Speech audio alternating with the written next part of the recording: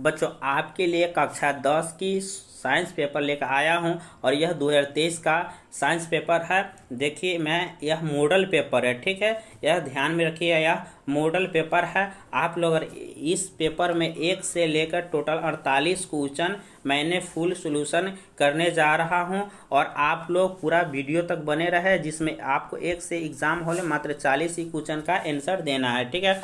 और इसमें आप लोग अगर 1 से 40 तक क्वेश्चन का आंसर दे देते हैं तो आपका नॉलेज इतना हाई हो जाएगा कि आप भी अंदाज़ा नहीं लगा सकते हैं और एग्जामिनर की इतनी औकात नहीं कि आपको 1 से 40 नंबर का एग्ज़ाम में एक भी नंबर काट ले, ठीक है, एक भी नंबर काट ले। तो आप लोग पूरा वीडियो के लास्ट तक बने रहे और 1 से 48 क्वेश्चन का फुल सॉल्यूशन देखिएगा, ठीक है। और अभी तक आप लोग इस चैनल पे नए हैं तो इसे ज़रूर सब्सक्राइब कर दीजिएगा, लाइक कर दीजिएगा और बेल आइकन बटन को दबा दीजिएगा और दोस्तों के पास शेयर कर दीजिएगा, ताकि मैं इस तरह के वीडियो लाता रहूं। और यह वीडियो के माध्यम से जो मैं क्वेश्चन बताने जा रहा हूं, एक एक एग्जाम में यह क्वेश्चन भी कहीं ना कहीं से पूछा हुआ है, ठीक है। पूछा हुआ सारा क्वेश्चन पूछा ही हुआ है कहीं ना कहीं से। तो आप लोग गौर से देखिएगा और एक एक क्वेश्चन का सोल्यूशन कीजिएगा। चलिए मेरा धीरे की हुए आगे बढ़ता हूँ। तो चलिए क्वेश्चन नंबर 1 से देखिए ये देखिए दोस्तों, आपको एग्ज़ाम हॉल में 2 घंटा 45 मिनट का समय दिया जाता है और देखिए इसमें 1 से 48 प्रश्न है, जिसमें मात्र 40 ही प्रश्न का उत्तर देना है, अनिवार्य है, ठीक है।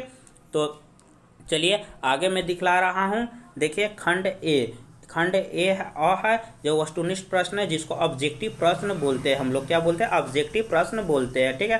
तो चलिए क्वेश्चन नंबर 1 से हम लोग देख रहे हैं। क्वेश्चन नंबर 1 कह रहा है क्या, देखिए 1 नंबर क्वेश्चन कह रहा है वन एम्पियर। एम ए मतलब एम्पियर बराबर होता है, क्या होता है? तो इसका right answer option number A होगा, 10 के पावर -3 एम्पियर होता है।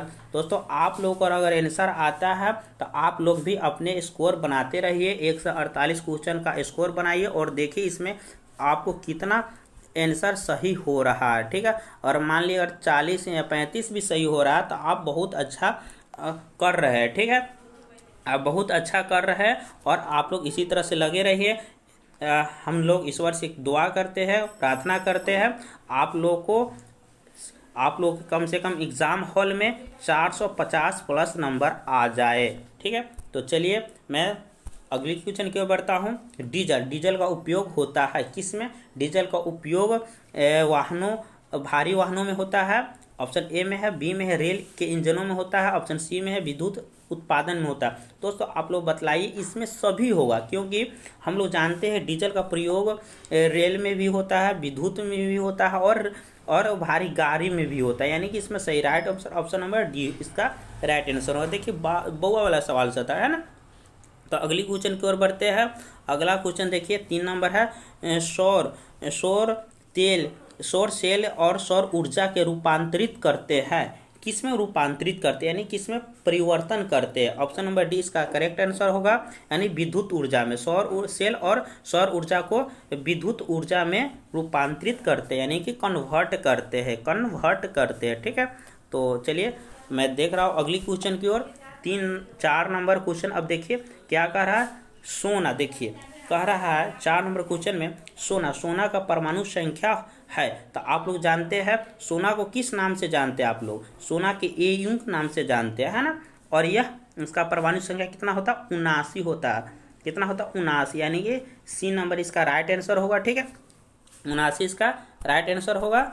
और आप लोग ये भी जानते होइएगा कि सोना पे किसी भी वायु का प्रभाव नहीं पड़ता है, इसमें वायु का प्रभाव नहीं पड़ता सोना पर, ठीक है। और सोना इससे एक और क्वेश्चन बनता है, सोने कितनी कैरेट का होता है? सोना कितने कैरेट का होता है? तो शुद्ध सोना 24 कैरेट का होता है। एग्जाम में सारा क्वेश्चन पूछे हुआ है, ठीक है। मैं अपने मन से नहीं बोल रहा हूँ, सारा क्वेश्चन पूछे हुआ एग्जाम हॉल में, इसलिए आप लोग ध्यान पूर्वक देखिएगा। और सोना पर होल ग्राम का जो निशान रहता है वो कैसा रहता है? तो सोना पर होल ग्राम का निशान ऐसा रहता है, ठीक है, जो ऐसा बना रहता है, ठीक है। आप लोग सोना खरीदते हैं तो देखिएगा इस तरह का हॉलमार्क का निशान रहता है, समझ गए। तो चलिए मैं अगली क्वेश्चन की ओर बढ़ता हूँ। कह रहा है निम्न में कौन ऑक्सीकरण की क्रिया नहीं है, यानी कौन सा ऑक्सीकरण नहीं करता। ऑप्शन ए में दहन, बी में श्वसन, सी में है भोजन का पचना और डी में अवक्षेपण। तो इसका राइट आंसर क्या होगा, अवक्षेपण, यानी कि ऑप्शन नंबर डी इसका राइट आंसर होगा। ठीक है, तो चलिए 6 नंबर क्वेश्चन की ओर बढ़ते हैं। ऑक्सीजन का संयोजकता है, ऑक्सीजन की संयोजकता कितनी हो, हम लोग जानते हैं ऑक्सीजन की संयोजकता होती है 2 होता है, कितना होता है 2, यानी कि ऑप्शन नंबर सी इसका राइट आंसर होगा। ठीक है, चलिए अगली क्वेश्चन की ओर बढ़ते हैं। अम्लीय वर्षा के जल का पीएच मान होना चाहिए, तो आप जानते हैं अम्लीय वर्षा का पीएच मान जल यानी कितना होनी चाहिए, तो आप लोग भली बात ही जानते हैं, यानी कि 7 से कम होता है, यानी कि 5.6 से कम होता है। अम्लीय वर्षा का पीएच मान कितना होता है 5.6 से, ऑप्शन नंबर 20 का राइट आंसर होगा। चलिए अगली क्वेश्चन के बढ़ते हैं। चींटी के डंक में कौन सा अम्ल पाया जाता है, देखिए कितना अच्छा क्वेश्चन है। चींटी का अम्ल में चींटी का डंक में कौन सा अम्ल पाया जाता है, तो ऑप्शन नंबर इसका राइट आंसर होगा मिथानाइक अम्ल, यानी कि ऑप्शन नंबर सी इसका राइट आंसर होगा। ठीक है, चलिए अगली नंबर क्वेश्चन की ओर बढ़ते हैं। निम्नलिखित में कौन सा संवाहक उत्तक है, तो कौन सा संवाहक उत्तर है, 9 का आंसर राइट आंसर होने जा रहा है, यानी कि देखिए इसमें है एपिडर्मिस और बी में फ्लोएम और सी में जाइलम, तो इसका राइट आंसर होगा बी फ्लोएम और जाइलम, यानी कि बी और सी दोनों इसका राइट आंसर होगा, ऑप्शन नंबर डी इसका राइट आंसर होगा। ठीक है, तो चलिए अगली क्वेश्चन के बढ़ते हैं।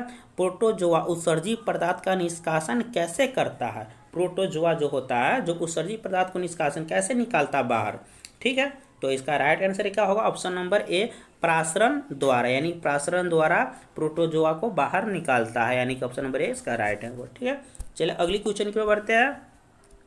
देखिए 11 नंबर क्वेश्चन क्या कह रहा है, मनुष्य के शरीर की सबसे बड़ी ग्रंथि कौन सा होता है, ऑप्शन ए में अग्नाशय, ऑप्शन बी में अंडाशय, ऑप्शन सी में एंट्रील, ऑप्शन डी में यकृत। तो आप जानते हैं, ये देखिए बहुत ही, अगर थोड़ा भी पढ़े होइएगा तो आप लोगों को पता होगा, यकृत मनुष्य की सबसे बड़ी ग्रंथि होती है यकृत, इसको लीवर भी कहते हैं, लीवर इसका दूसरा नाम इंग्लिश में लीवर भी कहते हैं। ठीक है, तो मनुष्य का सबसे बड़ा ग्रंथि क्या होता है, लीवर या यकृत। ठीक है, चलिए अगली क्वेश्चन के बढ़ते हैं। शरीर का संतुलन बनाए रखता है, तो सेरिब्लम, क्रेनियम, मस्तिष्क स्टेम और सेरिब्रम, तो बतलाइए शरीर का संतुलन कौन बनाए रखता है, तो इसका राइट आंसर होगा टेस्टोस्टेरोन शरीर को संतुलित बनाए रखता है। ठीक है, सॉरी सेरिबेलम होगा। ठीक है, ऑप्शन नंबर ए होगा, मतलब मिस्टेक हो गया। ठीक है, चलिए अगली नंबर क्वेश्चन की ओर बढ़ते हैं। कहता है किशोरा अवस्था में होने वाले शारीरिक परिवर्तन का कारण है, किशोरा अवस्था में कौन सा शारीरिक परिवर्तन होता है, यानी कि आप लोग 3 स्टेज में आते हैं, 3 किशोरा से पहले आप लोग जानें किशोरा अवस्था किसे कहते हैं। तो देखिए दोस्तों, किशोरा अवस्था इसको कहते हैं जो 18 से 40 वर्ष की उम्र में रहता है व्यक्ति, तो इसको टीन एज या किशोरा अवस्था कहा जाता है। ठीक है, तो आप लोग किस स्टेज में, आप लोग कमेंट में बताइएगा। ठीक है, तो चलिए, तो किशोरा अवस्था में होने वाला शारीरिक परिवर्तन क्या कहलाता है, तो इसका राइट आंसर क्या होगा, ऑप्शन नंबर इसका डी होगा, यानी कि इसका होगा एस्ट्रोजेन और थॉरॉक्सिन, यानी कि ए और बी, सॉरी थॉरॉक्सिन नहीं होगा, टेस्टोरोन और एस्ट्रोजोन, यानी कि ऑप्शन नंबर डी इसका राइट आंसर होगा। ठीक है, तो चलिए अगली क्वेश्चन की ओर बढ़ते हैं। मानव हृदय में कितने कोष्ठक होते हैं, आप लोग भली बात इसे जानते हो, थोड़ा भी पढ़ी हुई है तो आपको पता हुआ, ये बायोलॉजी का सवाल है। ठीक है, तो मानव हृदय में कितने कोष्ठक होते हैं, तो 4, कितने 4, यानी कि ऑप्शन नंबर 20 का राइट आंसर होगा। ठीक है, चलिए रक्त क्या है, उत्तक है, कोशिका है, पदार्थ है, इनमें कोई नहीं, तो हम जानते हैं रक्त क्या है, तरल संयोजी उत्तक है। कौन सा उत्तक है, तरल संयोजी उत्तक है, संयोजी उत्तक है। ठीक है, उत्तक है। चलिए अगली क्वेश्चन की ओर बढ़ते हैं, यानी कि ऑप्शन नंबर ए इसका राइट आंसर होगा। ठीक है, तो चलिए अगली क्वेश्चन की ओर बढ़ते हैं। देखिए इसमें सारा सवाल एकदम मस्त दिए हुआ है ना, आप लोग थोड़ा भी पढ़े होइएगा तो आपको पता है, आप लोग इसमें नॉलेज भी टेस्ट हो रहा है, आप लोग कितना भी एलिजिबल है एग्जाम देने के लिए। ठीक है, तो चलिए कह रहा है जीन, 16 नंबर क्वेश्चन है, जीन शब्द किसने प्रस्तुत किया, यानी जिन शब्द का नाम किसने दिया सबसे पहले? Option A Mendel, Darwin, Johannsen, Lamarck ने। तो किसने दिया, जिन शब्द का प्रयोग किसने किया सबसे पहले? तो जोहानसन ने किया था। ऑप्शन नंबर सी इसका राइट आंसर होगा। ठीक है, तो चलिए अगली क्वेश्चन की ओर बढ़ते हैं। अगला क्वेश्चन क्या कह रहा है? 17 नंबर, विद्युत चुंबक बनाने के लिए किस पदार्थ का क्षर का उपयोग होता है? यानी विद्युत चुंबक बनाने के लिए किस पदार्थ के क्षर का उपयोग करते हैं हम लोग? तो ऑप्शन ए इस्पात, ऑप्शन बी में पीतल, ऑप्शन सी में है नरम लोहा, ऑप्शन डी में इनमें कोई नहीं। तो राइट आंसर क्या होगा? 17 का राइट आंसर क्या होगा? इसका राइट आंसर होगा ऑप्शन नंबर सी, यानी नरम लोहा को उपयोग हम करते हैं विद्युत चुंबक बनाने के लिए। देखिए चुंबक देखिए वो एकदम नरम रहता है ना, नरम नरम। तो चलिए अगली क्वेश्चन की ओर बढ़ते हैं। 18 नंबर क्वेश्चन से हम लोग देखेंगे, इसको स्क्रॉल कर देते हैं। ठीक है बच्चों, देखिए स्क्रॉल मैंने कर दिया और देखिए 18 नंबर क्वेश्चन क्या कह रहा है ना। तो 18 नंबर क्वेश्चन कह रहा है, जब किसी चालक तार विद्युत धारा प्रवाहित होती है, यानी किसी चालक तार में विद्युत धारा जब जाता है, विद्युत धारा मतलब करंट होता है, जब जाती है तो गतिशील कण क्या होता है? क्या होता है? इसका राइट आंसर क्या होगा? डी, यानी कि इलेक्ट्रॉन होता है। इलेक्ट्रॉन यानी कि इस पर प्लस चार्ज रहता है ना। इलेक्ट्रॉन कैसा चार्ज रहता है? प्लस चार्ज रहता है, इलेक्ट्रॉन होता है ना। ओम, आप लोग भली बातें जानते हो, या ओम का नियम है। ओम का नियम क्या होता है? इसका राइट आंसर क्या हो ओम का नियम का? इसका राइट आंसर होगा V बराबर आई आर। V बराबर क्या होता है? आई आर होता है। ठीक है, आई आर दिया हुआ है ना, आई आर। ओम के नियम के यही नियम होता है, ओम के नियम होता है V बराबर आई आर। ठीक है, V से वोल्ट होता है, वोल्ट होता है, और आई से विद्युत होता है, विद्युत होता है, और आर से प्रतिरोध होता है। क्या होता है? प्रतिरोध होता है, प्रतिरोध होता है। ठीक है, तो आप लोग समझ गए होइएगा। चलिए अगला क्वेश्चन है 20 नंबर, विभवांतर के ऐसा मात्रक क्या होता है? देखिए बहुत टाइप क्वेश्चन पूछ दिया है। विभवांतर का ऐसा मात्रक क्या होता है? तो विभवांतर का ऐसा मात्रक वोल्ट होता है। आपको बच्चे से पढ़ते हुए विभवांतर का ऐसा मात्रक वोल्ट होता है, थोड़ा भी पढ़े हुएगा तो आप लोगों को पता ही होगा। चलिए अगली क्वेश्चन को पढ़ते हैं। एम्पियर, एम्पियर का प्रतिरोध क्या होता है? छोटा होता है, बड़ा होता है, या कह रहा है बहुत छोटा होता है, या इनमें कोई नहीं होता? तो ऑप्शन नंबर इसका राइट आंसर होगा एम्पियर का, एम्पियर लिखा हुआ है, एम्पियर का प्रतिरोध छोटा होता है, यानी कि ऑप्शन नंबर ए इसका राइट आंसर होगा। ठीक है, तो चलिए अगली क्वेश्चन की ओर बढ़ते हैं। अगला क्वेश्चन है, विद्युत बल्ब का फिलामेंट निम्न में से किस धातु का बना होता है? ठीक है, किस धातु का बना होता है? विद्युत बल्ब का जो फिलामेंट होता है, बल्ब जो जलता है उसका फिलामेंट किस चीज से बना होता है? तांबा से, नाइक्रोम से, सीसा से, टंगस्टन से। इसका राइट आंसर होगा टंगस्टन, यानी कि जो आप लोग विद्युत घर में जो बल्ब देखते होइएगा उसका फिलामेंट जो होता है टंगस्टन से बना हो रहता है। किसी से? टंगस्टन से। अपना नंबर डी इसका राइट आंसर होगा। ठीक है, अगली क्वेश्चन को बढ़ते हैं। रियो स्टेट का उद्देश्य क्या? रियो स्टेट का उद्देश्य होता है धारा का परिणाम में वृद्धि करना, धारा का परिणाम में वृद्धि करना होता है। ठीक है, चलिए अगली नंबर क्वेश्चन की ओर बढ़ते हैं। अगला क्वेश्चन क्या है? 24 नंबर की ओर स्क्रॉल देखिए करते हैं, और मैं 24 नंबर क्वेश्चन की ओर बढ़ रहा है ना। 24 नंबर क्वेश्चन क्या कह रहा है? देखिए 24 नंबर क्वेश्चन बहुत ही हल्का है ना। विद्युत आवेश का ऐसा मात्रक क्या होता है? आप जानते हैं विद्युत आवेश का कूलाम होता है, यानी ऑप्शन नंबर डी। ऐसा मात्रक में से 4 से 5 सवाल फिक्स रहेगा, 4 से 5 सवाल ऐसा मात्रक में से रहेगा, इसलिए आप लोग मिस ना करें ऐसा मात्रक। आप लोग अगर लेना चाहते हैं ऐसा मात्रक तो मुझे कमेंट करें, कमेंट बॉक्स में कमेंट कर दीजिएगा, सर मुझे जितना भी ऐसा मात्रक अभी तो बना हुआ है सारा ऐसा मात्रक मुझे प्रोवाइड करा दीजिए, मैं प्रोवाइड करा दूंगा। ठीक है, प्रोवाइड करा दूंगा, और आप लोग इजी तरीका से याद कर लीजिएगा, और उसका ट्रिक बतला दूंगा किस तरह से ऐसा मात्रक याद करना है। ठीक है, तो इसीलिए अगली क्वेश्चन पर बढ़ते हैं। श्वसन के अंतिम उत्पादक है, श्वसन का अंतिम उत्पादक कौन है? ऑप्शन ए CO2 और H2O, यानी कि कार्बन डाइऑक्साइड और जल। बी में है CO2 और ऊर्जा, सी में H2O और ऊर्जा, डी में है CO2 इंटू 2H2O और ऊर्जा। तो क्या है 25 का राइट आंसर क्या होगा? आप लोगों को पता है? आप लोगों को नहीं पता है तो देखिए CO2 और जल होगा, कार्बन डाइऑक्साइड और जल होता है। CO2 को कार्बन डाइऑक्साइड बोलते हैं, H2O को जल बोलते हैं। ठीक, उसका right answer option number A होगा। ठीक है, चलिए अगली क्वेश्चन की ओर बढ़ते हैं। ठीक है, दांत की सबसे ऊपरी परत को क्या कहते हैं? तो हम लोग जानते हैं दांत के ऊपरी परत को इनेमल कहते हैं, इनामेल कहते हैं, यानी ऑप्शन नंबर बी। और एक और यहाँ से क्वेश्चन बनता है, दांत में क्या पाया जाता, अम्ल पाया जाता है या क्षार पाया जाता है, बतला सकते हैं। दांत में अम्ल या क्षार पाया जाता है, तो दांत में क्षार पाया जाता है। क्या पाया जाता है, क्षार। और एक और क्वेश्चन यहाँ से बनता है, दांत क्यों खराब होता है, क्यों खराब होता है, दांत क्यों खराब होता है, तो इसमें अम्लीयता बढ़ जाता है, इसलिए दांत खराब होता है। अम्लीयता बढ़ने के कारण दांत खराब होता है। ठीक है, तो चलिए मैं अगली क्वेश्चन के बढ़ते हैं। आप लोग समझ गए होइएगा। मानव आहार नाल का सबसे लंबा भाग क्या है, तो मानव आहार का सबसे लंबा भाग क्या है, तो छोटा आंत होता है। ठीक है, यानी ऑप्शन नंबर बी इसका राइट आंसर होगा। छोटे आंत जो होता है मानव आहार का सबसे लंबी भाग। तो ये बायोलॉजी के क्वेश्चन है। ठीक है, आप लोग अगर बायोलॉजी थोड़ा भी पढ़े हुए हैं तो पता होगा। 28 नंबर क्वेश्चन है, परागकण निम्न में से किसके अंदर बनता है, तो परागकण परागकोश, अंडाशय, वर्तिका या पतिया, किसके अंतर्गत बनता है, पराग कोश, परागकण है ना। तो ऑप्शन नंबर ए पराग कोश के अंदर पराग, यानी कि फूल होता है, फूल में है ना, एक फूल होता है और फूल में जो इस तरह के फूल रहता है तो उसके अंदर पराग कोश पाया जाता है, यही इसमें बनता है। समझिए, फूल होता है और इस फूल में क्या पाया जाता है, पराग कोश पाया जाता है। ठीक है, तो चलिए अगली क्वेश्चन को बढ़ते हैं। चलनी नलिकाएं पाई जाती है जंतुओं में, जाइलम, फ्लोएम में, एक कोशिकीय पौधे में, किसमें पाई जाती है, तो जाइलम में। चलनी नलिका ऑप्शन नंबर 20 का राइट होगा। ठीक है, तो देख लिए जाइलम में पाए जाते हैं ना। तो 30 नंबर क्वेश्चन से देखते हैं हम लोग।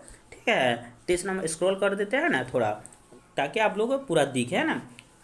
आरबीसी की जीवन अवधि होती है, आरबीसी की जीवन अवधि कितने दिनों के लिए होती है ना, ये क्वेश्चन पूछ रहा है। तो 120 दिन की आरबीसी है ना, आरबीसी का जीवन अवधि 120 दिनों का होता है, यानी ऑप्शन नंबर ए 120 दिन। याद रखिएगा 120 दिन। आरबीसी क्वेश्चन बहुत बार पूछे हुआ है ना, एक क्वेश्चन 2021 में पूछे हुआ है और कई दफा ये क्वेश्चन पूछे हुआ है ना, इसीलिए इसको याद रखिए, है ना। मानव शरीर की सबसे लंबी कोशिका है, मानव शरीर की सबसे लंबी कोशिका कौन होती है, अस्थि कोशिका, पेशी कोशिका, न्यूरॉन या मास्टर सेल, कौन सी होती है, इसका राइट आंसर होगा न्यूरॉन होता है। कौन सा होता है, न्यूरॉन, यानी ऑप्शन नंबर सी इसका राइट आंसर होगा ना। करा अंडाणु निषेचित किसमें होता है, योनि, गर्भाशय, अंडाशय, फलोपियन नलिकाएं। तो अंडाणु निषेचित किसमें होता है, आप लोग बता सकते हैं, ऑप्शन नंबर डी इसका राइट आंसर होगा, फ्लोपियन नलिका में अंडाणु निषेचित होता है। ठीक है, योनि में नहीं होता, योनि में कभी नहीं होता। आप लोग अगर बायोलॉजी पढ़े होइएगा तो आप लोग जानते होइएगा योनि में कभी नहीं होता है। ठीक है, गर्भाशय में भी नहीं, अंडाणु नहीं होता।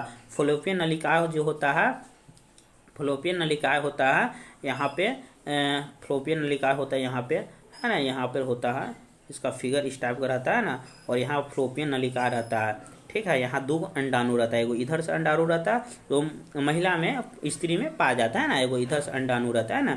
ये अंडाणु और फ्लोपियन नलिका टच होता है, यहाँ से एक दूसरे से टच होता है, तो फ्लोपियन नलिका में अंडाणु निषेचित हो, यानी कि बनता है। ठीक है, तो उसी ही बच्चा जो गर्भावस्था में जाता है तो उसी से बच्चा जन्म लेता है ना। तो आप लोग बायोलॉजी पढ़े हुए तो थोड़ा भी पता हुआ। निम्नलिखित में कौन सा पादप हार्मोन नहीं है, एथिलीन, साइटोकिनिन, ऑक्सिन या ऑक्सीटोसिन। तो कौन सा ऑप्शन नंबर इसका राइट आंसर क्या होगा, ऑप्शन नंबर डी इसका राइट आंसर होगा ऑक्सीटोसिन, यानी कि ऑप्शन नंबर डी इसका राइट आंसर है ना। करा फूल, फूल में प्रजनन अंग है, तो फूल में कौन सा प्रजनन अंग होता है, यानी पुंकेसर होता है। फूल में क्या होता है, पुंकेसर। आप लोग जानते हैं फूल में पुंकेसर, हम लोग बच्चे में पढ़ते थे, एक रुई का पेड़ आता था जिसे सिंभल के पेड़ को बोलते थे, उसमें हम लोग बोलते थे छोटा एक कनिया रहता है और एक बरवा रहता है ना, तो बोलते थे काते काते बरवा बैठा हुआ है और बीच में कनिया बैठा है, तो वही पुंकेसर रहता है। तो फूल में पुंकेसर होता है ना। हम लोग हंसी आती होगी, लेकिन ये सत्य है, करवा सत्य है। जो गांव देहात के बच्चे होते हैं वो जानते हैं इस बात को, है ना। निम्नलिखित में किसमें द्विखंडन नहीं होता, तो 35 नंबर क्वेश्चन का राइट आंसर क्या होगा, ईस्ट में। ईस्ट में क्या होता है, द्विखंडन नहीं होता है ना। चलिए ऑप्शन नंबर 20 का राइट था, है ना।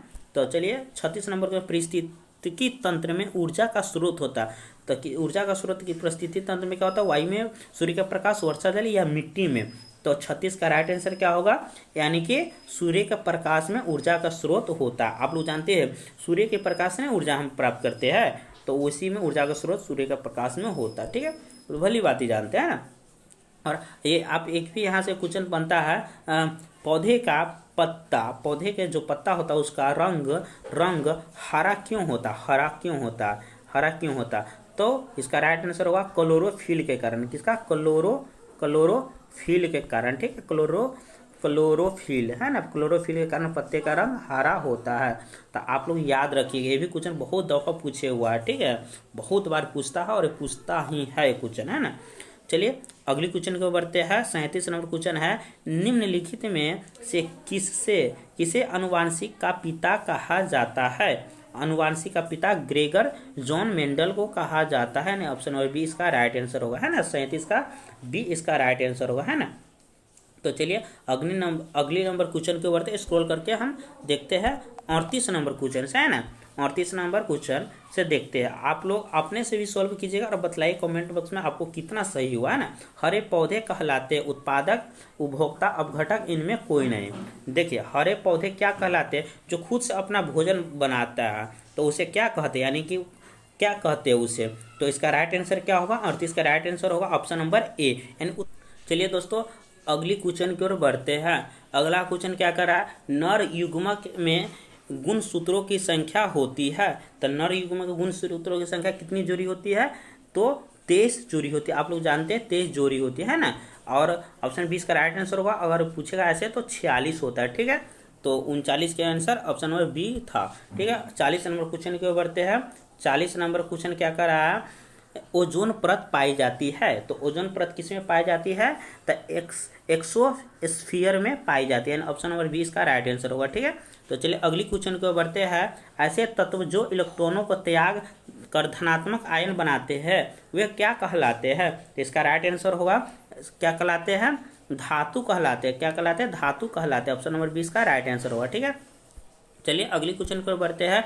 लोहा पर जिंक लेपित करने की क्रिया को कहते हैं। जो लोहा पर हम लोग जिंक की क्यों लेपते हैं, यानी जिंक की ऊपरी परत क्यों चढ़ाते हैं, तो उस क्रिया को क्या कहते हैं ना। तो इसका राइट आंसर होगा ऑप्शन नंबर सी, गैल्वेनीकरण कहते हैं, यानी कि ऑप्शन नंबर सी, ठीक है। और यह क्वेश्चन लोहा से बहुत सारा क्वेश्चन बनता है। लोहा का सूत्र कितना होता है दोस्तों? एफ ही होता है ना। इसको एफ ही को लोहा बोलते हैं ना। जो परमाणु संख्या 26 होती है, कितना? 26 होती है ना। परमाणु संख्या कितनी होती है? 26 होती है। और एफ ही इसको कहा जाता है लोहा का ना। लोहा के जंग से बचाने के क्या क्या उपाय है, तो आप लोग पढ़े होइएगा, तो आप लोग को पता होगा। नहीं पढ़े होइएगा तो इससे क्या कहते हैं? लेपते हैं, संचारण करते हैं, जल वायु से बचाते हैं, गैल्वेनीकरण करते हैं, ठीक है। बहुत सारा काम करते हैं, लेकिन यहाँ पर लोहा का जिंक से जिंक पर लेपित करते हैं, उसको गैल्वेनीकरण करते हैं ना। चलिए अगली क्वेश्चन को बढ़ते हैं। निम्नलिखित में कौन सा सहसंयोजी यौगिक है? तो कौन सा सहसंयोजी यौगिक है? 43 का ऑप्शन नंबर इसका राइट होगा CH4, यानी कि CH4 का क्या बोलते हैं? मीथेन भी बोलते हैं ना। चलिए अगली क्वेश्चन की ओर बढ़ते हैं। 44 नंबर क्वेश्चन क्या करा? आभूषण बनाने वाले सोना कितने कैरेट का होता है? दोस्तों आभूषण बनाने के लिए सोना को 22 कैरेट का उपयोग करते हैं। दोस्तों ऑप्शन नंबर सी इसका राइट आंसर होगा, ठीक है। और इसमें 2 कैरेट है ना मिलावट रहता है, जो पीतल और मिश्र धातु, कुछ भी मिश्र धातु पीतल या तांबा मिला दिया जाता है। पीतल और तांबा मिला दिया जाता है। पीतल और तांबा मिलाकर 2 कैरेट बनाया जाता है। और 22 कैरेट ए रहता है। तब 22 और 2 24 कैरेट, 22 और 2 24 शुद्ध सोना 24 कैरेट का होता है। लेकिन इसमें क्या, जिसमें 2 कैरेट सोना जो मिलावटी रहता है, इसीलिए आभूषण बनाने के लिए 22 कैरेट सोना का उपयोग करते हैं ना। 3 तरह के सोना बनाते हैं, एगो 18 कैरेट का भी बनता है, एगो 14 कैरेट का, एगो 22 कैरेट का। तो जो बेस्ट होता है 22 कैरेट का होता है। तो आप लोग शादी ब्याह में देख लीजिएगा और सोनार को बोलिएगा हमको 22 कैरेट सोना चाहिए, 14 कैरेट 18 कैरेट बोलिएगा तो 2 वाला सोना बना देगा, है ना। सोने भी कई प्रकार का होता है, 3 प्रकार से बनता है, ठीक है। चलिए अगले नंबर क्वेश्चन को बढ़ते हैं। अगला नंबर क्वेश्चन का रहा है 45। निम्न में कौन सा उत्कृष्ट तत्व है? तो उत्कृष्ट तत्व है आयोडीन, सिलिकॉन, आर्गन, ब्रोमीन। तो इसका 45 का राइट आंसर क्या होगा? ऑप्शन नंबर सी, आर्गन उत्कृष्ट तत्व है ना। चलिए अगले नंबर क्वेश्चन को ताम्र और टीन, यानी कि तांबा और एवं टीन के मिश्र धातु क्या कहलाते हैं? क्या कहलाते हैं? तो आप जानते हैं तांबा टीन के मिश्र धातु पीतल कहलाते हैं, है ना। आप लोग और पढ़े होइएगा तांबा और केमिस्ट्री, तो इसमें बतलाया जाता है तांबा और टीन के मिश्र धातु पीतल कहलाता है ना। प्लास्टर ऑफ पेरिस का सूत्र क्या होता है? तो CaSO4 1/2H2O होता है, ठीक है दोस्तों। इसका बी राइट आंसर होगा, है ना। ऑप्शन नंबर बी इसका राइट आंसर होगा, ठीक है। 48 नंबर क्वेश्चन की ओर बढ़ते हैं। याद कर लीजिएगा, सूत्र होगा 8-10, वो कम से कम याद कर लीजिएगा, 2-4 नंबर क्वेश्चन पूछ ही देता सूत्र में से, ठीक है। 48 अम्ल और क्षार आपस में अभिक्रिया करके क्या बनाते हैं, तो अम्ल और क्षार आपस में क्रिया करके लवण बनाते हैं ना। और लवण किसके साथ बनाते हैं, तो जल के साथ बनाते हैं। किसके साथ, जल के साथ लवण बनाते हैं। ये भी लवण अकेले नहीं बनाता, अम्ल क्षार के साथ अभिक्रिया करता है तो लवण तो बनता है, बट ये जल के साथ बनाता है ना। और इस अभिक्रिया को क्या कहते हैं, आप लोगों को पता होगा तो बतलाइए, नहीं तो हम बतला रहे हैं, ठीक है। इस अभिक्रिया को एक में कहते हैं उदासीनीकरण, उदासीनीकरण, और दो में बोलते हैं द्विखंडन अभिक्रिया, ठीक है, द्विखंडन अभिक्रिया कहते हैं। अभी आप ये सोचिएगा, पूछेगा सर उदासीनीकरण क्या होता है और द्विखंडन क्या होता है, तो इसके लिए आपको पढ़ना होगा सब्जेक्टिव, तो पता चलेगा। उदासीनीकरण, द्विखंडन में इसमें ये होता है आयनों का इसमें आदान प्रदान होता है, जैसे अम्ल और क्षार का जो आयन होता है, जो हाइड्रोजन और ऑक्सीजन जो होता है एक दूसरे का आपस में मिलता है और आयन का आदान प्रदान होता है, और उसमें होता है अम्ल का pH मान 7 होता है, और इसमें जल का भी pH मान लमसम 7 होता है, इसलिए सभी का pH मान 7 होता है, इसलिए इसका pH मान 7 होता है, वो उदासीन होता है। और उदासीन को उदासीन होता है, और सभी उदासीन को उदासीनीकरण नाम दिया गया, उदासीनीकरण नाम दिया गया, ठीक है, उदासीनीकरण नाम दिया गया। तो आप लोग समझ गए, आई होप आप लोग समझ गए होइएगा, और सब थोड़ा भी पढ़े होइएगा तो आप लोग को पता होगा। तो इस तरह से मैंने 1 से 48 क्वेश्चन का फुल सोल्यूशन किया हो। आप लोग कहीं पर अगर डाउट है तो कमेंट बॉक्स में पूछेगा, सर ये क्वेश्चन समझ नहीं आया, ये क्वेश्चन का मैंने सोल्यूशन करने का कोशिश करूँगा। अगर आप लोग को अगर वीडियो पसंद आया हो तो जरूरी से लाइक कर दीजिएगा, सब्सक्राइब कर दीजिएगा, बेल आइकन बटन को प्रेस कर दीजिएगा, और दोस्तों के पास शेयर कर दीजिएगा, ताकि मैं इस तरह के वीडियो आपके लिए लाता रहूं और आपकी नॉलेज का टेस्ट होता रहे, आप लोग की एग्ज़ाम की अच्छी से अच्छी तैयारी होता रहे, ठीक है।